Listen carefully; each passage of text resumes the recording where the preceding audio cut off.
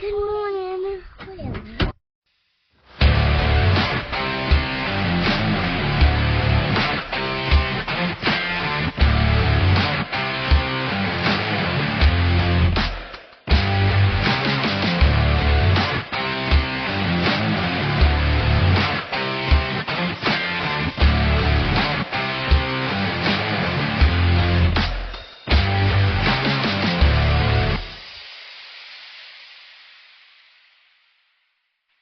Look at that. Yep. Yummy. Hello and welcome to another Wogs World of Rex. I'm Paulie Wogs, and on this episode we are going to start working on putting the floor pans in. So what we're going to do is we're actually going to start with the toe board area. As you can see up in here, it's all rusted out, as well as the torque boxes. Even our inner rocker panel is all rusted out, and it's like that on both sides. Really needing some major work up in these areas. You can see here on the front, we got the same issue with the torque box here and with the toe board meeting with the torque box. This is the passenger side, and we have the same issue on the driver's side. It's not as bad, but there's some rust up in here at the top part of the torque box where the toe board meets the torque box there. But looking inside, yeah, same thing. You can see how the flooring here is just rusted out. And taking a look underneath, everything is just rusted really bad. So we're gonna have to take care of the front section of the car before we can start cutting out for the floor pan to go towards the back of the vehicle. So that's what we're gonna work on in this episode, is trying to get all this area up in here cut out on both sides and getting it repaired. So let's get started. Alright, so when doing this type of a repair, the important thing to remember is don't just go start cutting everything out and assuming that you're going to weld parts back in and they're all going to fit perfect. The best thing to do is kind of sneak up on it a part at a time. Piece it back together, get everything to line up, and then start cutting out everything as you go while tacking pieces into place. So what we're going to do up in here is we're going to start by taking this toe board section, and we're going to just cut a line up and over, and we're just going to get this piece of metal out of our way first. And then once we get this upper section out of the way and we kind of see how it fits together in here, we'll go ahead and we'll flip the car over. Since it's on the rotisserie, we'll flip it over and we'll start getting some measurements off the bottom side where the toe board, or where the torque box is at. And we even need to do some repair in here for the inner rocker part. So again, it's important not just to cut everything out and just get it out of the way, assuming that all the new parts are going to line up. You know, these cars were manufactured, you know, a long time ago. I mean, this is a 1970 vehicle, so we're looking, you know, at something 50 years old. So we want to make sure that, you know, that the new parts that are made aftermarket, they're going to fit, you know, well.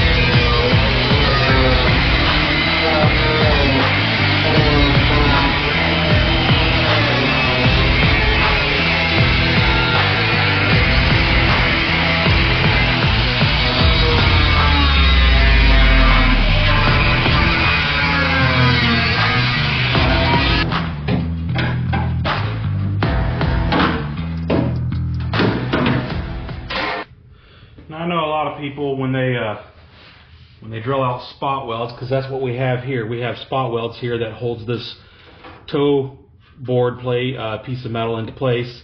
There's some spot welds along here, and I know most people like to use spot weld cutters and a drill. That way you can drill just the top layer and not damage the metal underneath. But I've never had really good luck with spot weld bits. They're hard to center up, in my opinion. You wear them down really quickly. They don't last very long. So what I prefer to do is I just usually prefer to use my plasma cutter. And what I do is I just blast these out, And then if I need to, I just do the metal repair on the back side. I'll fill it with weld later and grind it down if need be when the time comes. For me, like I said, it's just easier to use a plasma cutter.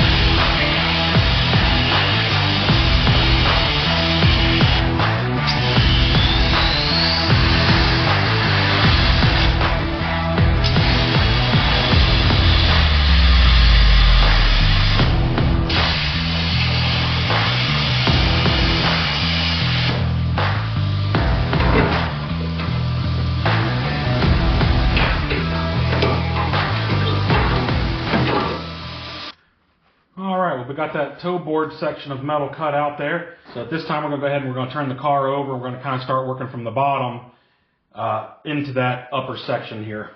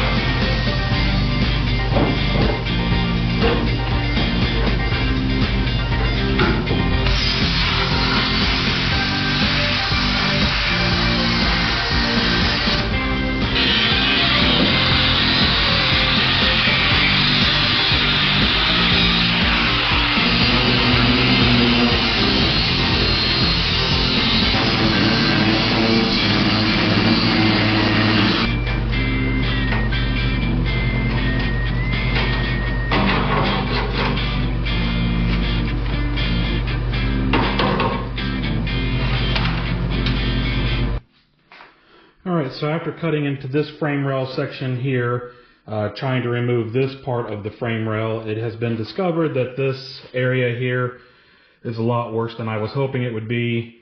So it looks like instead of continuing to just cut this part of the frame rail off here, I'm going to have to be doing some repairs in here. So I'm going to just go ahead and make a cut across here and then a cut here, and I'm just going to go ahead and remove this whole bad section out, and we're going to replace this part of the frame rail with a good piece before trying to set in this portion of the frame rail here.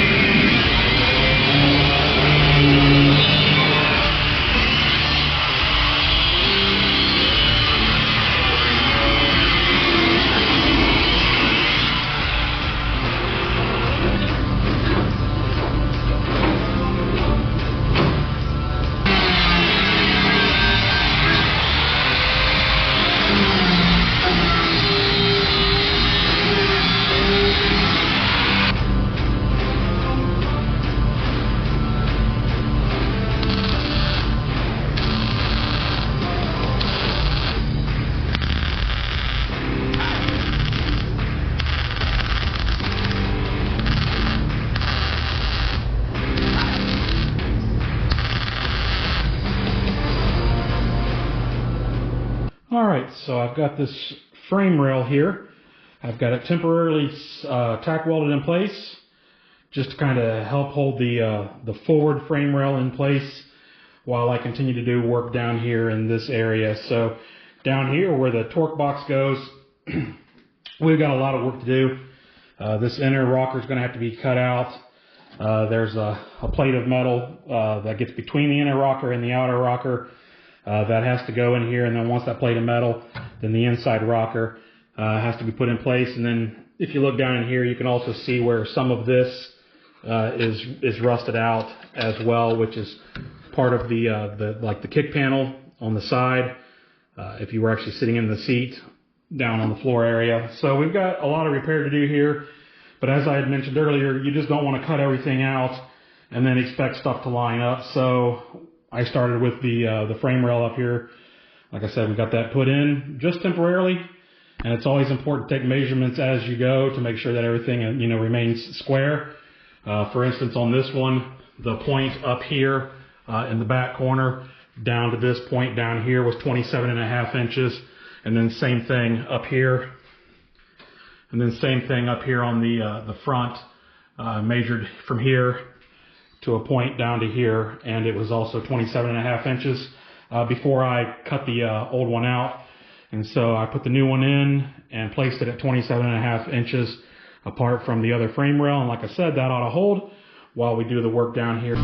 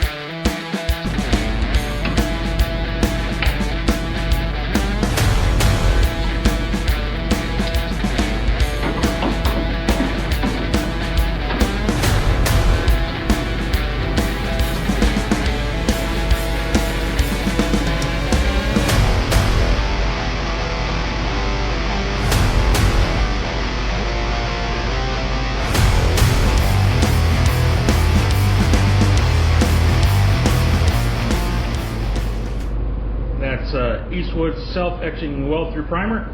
We'll put that on the back side to help protect it when we weld it all back together. That way it'll help prevent future rust.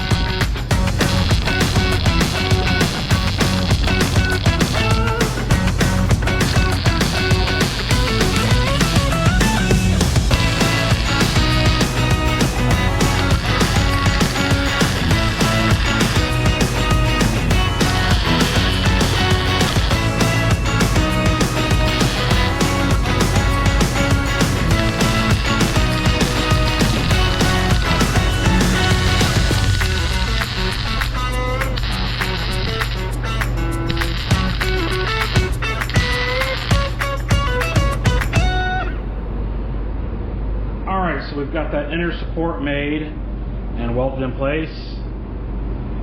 We'll worry about grinding down the welds that are on the outside of the vehicle later. It's not a big deal for right now. I just want to move on with getting this inner rocker that is all rusted up that we cut out. I want to get moving forward with getting this made and getting this welded in place so we can move on with trying to get the torque box put in. Alright, so when it comes to these inner rocker panels, I could purchase these. They're $189 a side, and that's not too bad, but it is a little expensive. So what I'm going to do is I'm going to go ahead and make these myself.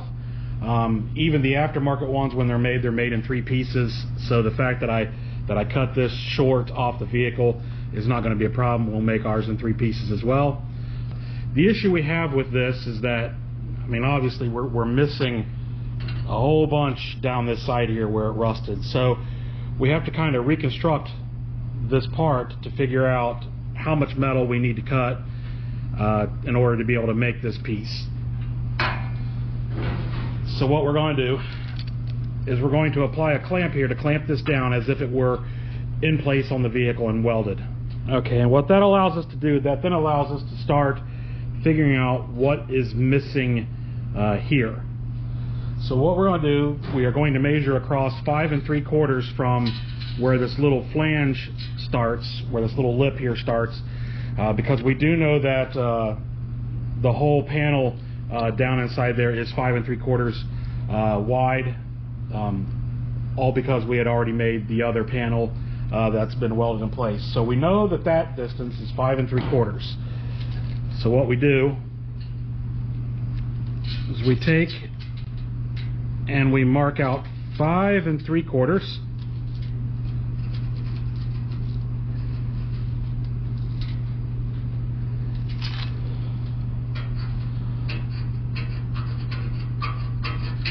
on our piece of metal here. Now this is not the piece of metal that we're using to make this. We're only using this as a guide to help us figure out what's all missing here and how to reshape this. And then since we know that this right here measures out at 1 inch wide for that lip, then we're also going to mark over here 1 inch wide. Okay, so now that we have our second mark made, what we can do is we can take a square and we can put it on that second mark. We can clamp it in place.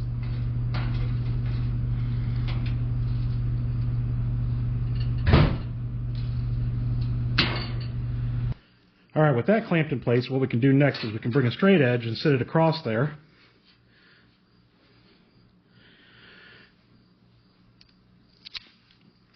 And we can clamp that in place.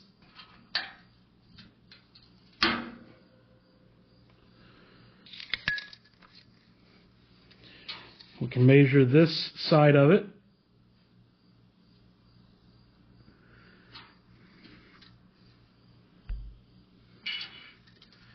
And then measure the back side of it as well, down here at the other end.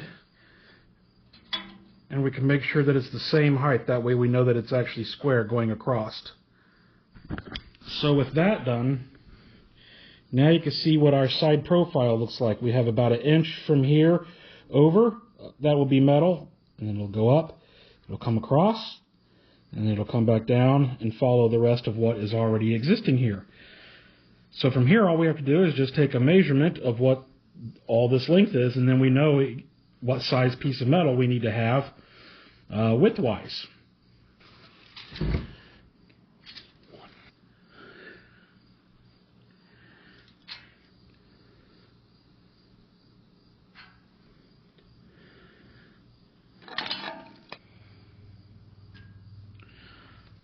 Okay, so after taking the measurement from here, up, over, down, and around, after taking the measurement for all of that, we come up with 10 inches.